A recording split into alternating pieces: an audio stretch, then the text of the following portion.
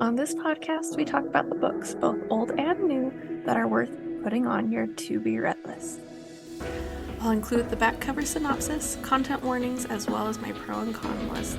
To avoid any spoilers, head over to my Instagram at enjoylifewithme.angela. I'd love to hear your thoughts on these books. Let's jump in for the day. Today we're going to be talking about My Lucky Charm by Courtney Walsh, which is the second book in her series Holidays with Hart. The back cover synopsis says, a humiliating breakup leads to an impulsive New Year's kiss with a complete stranger. What could possibly go wrong?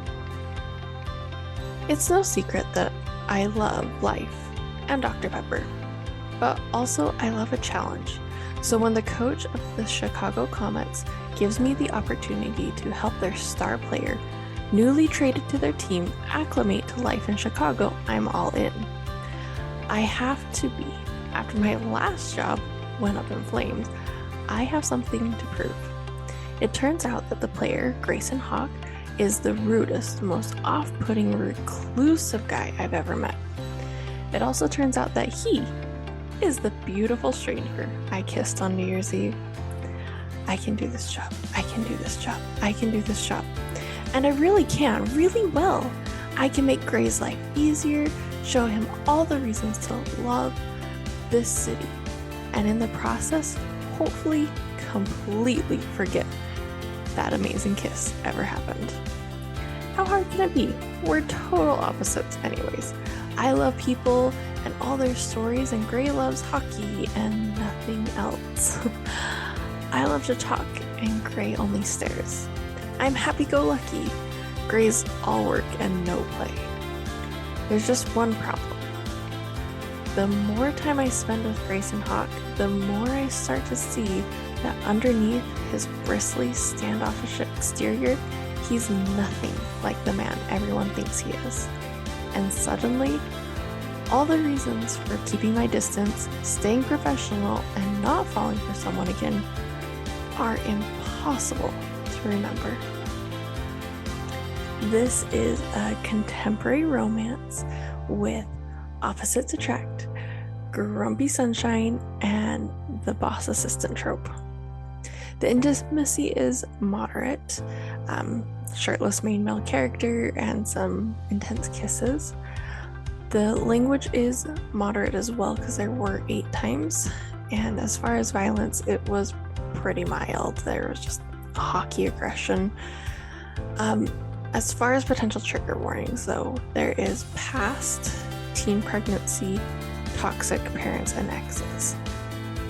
Now, the con I had with this one is that I'm apparently a little bit too much Raya not to struggle with the main female character's personality a bit. Like, she's whimsical, and honestly it was a little grating on occasion for me, because I am the planner. I am the one that's like, this is just, you have to do things a certain way, be professional. But you know, that's just my personality clashing with hers, and so I kind of enjoyed it because I could relate to the older sister. Which, hello, that would be me. I'm the older sister that's trying to run everyone's lives.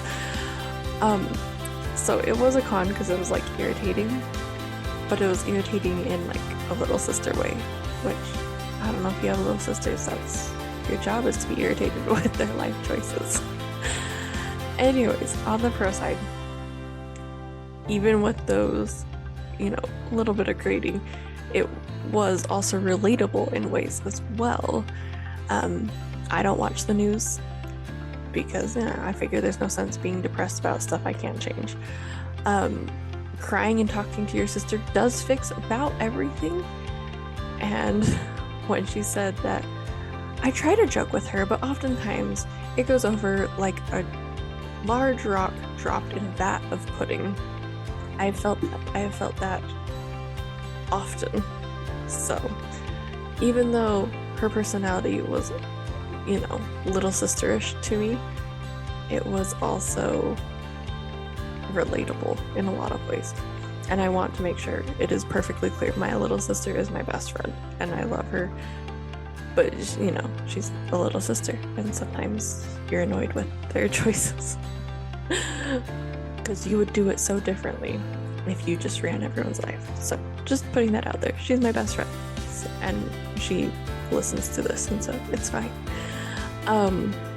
Another pro was the humor was, I felt like, a little clever, more than like the slapstick rom-com that you see in a lot of them, where it's like, we couldn't be more different. We're not apples and oranges, we're apples and cactuses. And he's a cactus in this scenario. So it was just like, I don't know, it felt unique. We'll go with unique. That's the word we're going to use. It's unique. Like, I put in an Amazon order for the Grace and Hawk to English dictionary, but it hasn't arrived yet. But when it does, I'll be able to interpret all those grunts in no time. So it's just like, it felt like there was a fair amount of thought that went into the humor behind it. So it was great. It was hilarious. Very enjoyable in that part. But you also got, on the flip side of that, a lot of like the parental love that was just really tender and sweet. And I really loved that so much. The quote goes, "She's convinced that her teacher has nothing to teach her. Her smile is soft. She's like her dad that way." "Yeah, sorry about that." She smirks. "No, you're not." I chuckle. "You're right. I'm not. I love that about her." And I feel like I'm going to have that conversation in about 5 years with my husband. Because I feel like that's going to be my kid. I also loved having these characters have such drastic perspective shifts.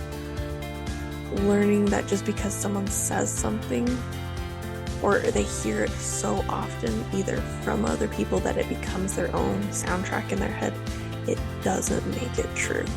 And I feel like that is something so many of us are still working on, that it's a great reminder that just because you've heard it a ton or your whole life, just because you've been telling yourself it, even subconsciously, for however many years, it doesn't make it true.